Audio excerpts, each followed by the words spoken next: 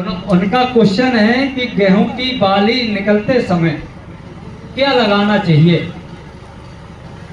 बहुत अच्छा क्वेश्चन है सर, जिससे हमारी बाली जल्दी निकल आए ना। हाँ, क्वेश्चन तो उनका सही है और इसके मायने जो हैं मैं आपको, हो सकता है कि आप समझ ही जाएंगे। अगर कोई किसी को जन्म देता है तो उनके दोनों के बीच में रिश्ते क्या होते हैं, माँ और संतान के, यही तो रिश्ते होते हैं। चाहे वो आप किसी में ले जाइए, चाहे हमारी पालतू जानवरों में ले जाइए, चाहे हमारे ह्यूमनों में ले जाइए, किसी में ले जाइए, जो जिसको जन्म देता है उनके दोनों के बीच में माँ और संतान का रिश्ता होता है। आप ध्यान से समझते रहना भैया। अगर हमारे घर में भैंस है, भैया का कहना है कि बाली निकलते समय क्या लगाएं कि जिससे बाली जल्दी निकल आए।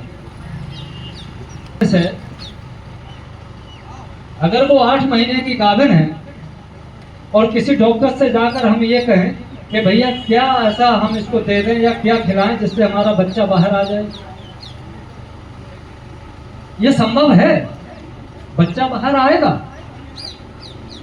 लेकिन अब आप अपने ही थोड़ा सोच कर बताइए कि हमारी भाषा में बिफोर डिलीवरी कहते हैं कि समय से जो बच्चा पहले आ जाए उसमें कितना लाभ होता है, लाभ होता है या नुकसान।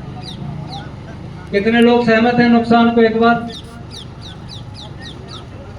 सभी लोग सहमत हैं ना?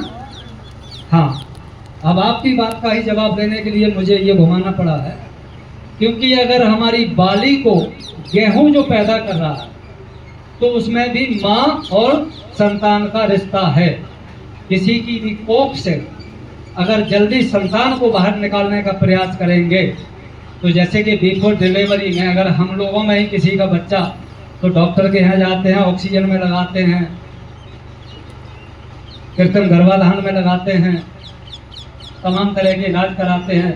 तो यही समस्या जो बाली बनी होती है उसके दानों के साथ वो ही रूल तैयार रहता है जो आपके इधर सोचते हैं।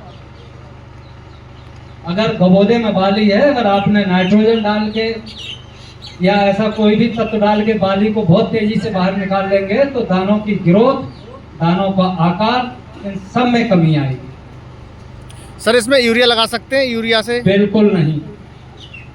जो भी आपको उर्वरक देना होता है, गेहूं में 3 बार उर्वरक देने की जरूरत होती है।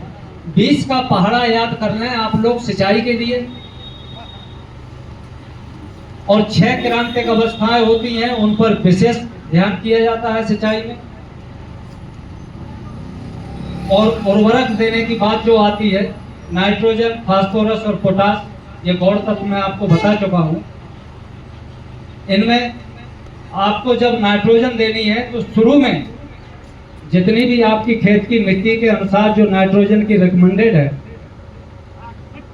उसको आप आधा तो लगा देंगे पहले, और आधा जो रह जाएगा वो शेष 2 बार में लगाएंगे। कब?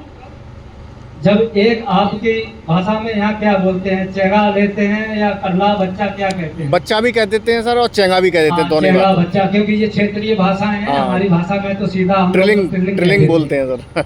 तो जब बच्चा चेगा जब गेहूं लेता है उस समय आपको वो खाद देनी चाहिए। और जो बचा हुआ फिर हिस्सा जो बचा आधे का आधा, वो कब? आपकी भाषा में जो सीका कहलाता है। गेहूं में जब गांठ का, दूसरी गांठ का जब निर्माण होता है, बाली उसी दिन वहीं बन जाती है और पौधा भी उसी दिन ये डिसाइड कर लेता है कि मुझे कितनी बड़ी बाली बनानी है। उस समय आपको उर्वरक देना है। और कभी भी गबों का आप बिल्कुल हाथ रोक दीजिए, उससे पहले कितना भी खिला दो।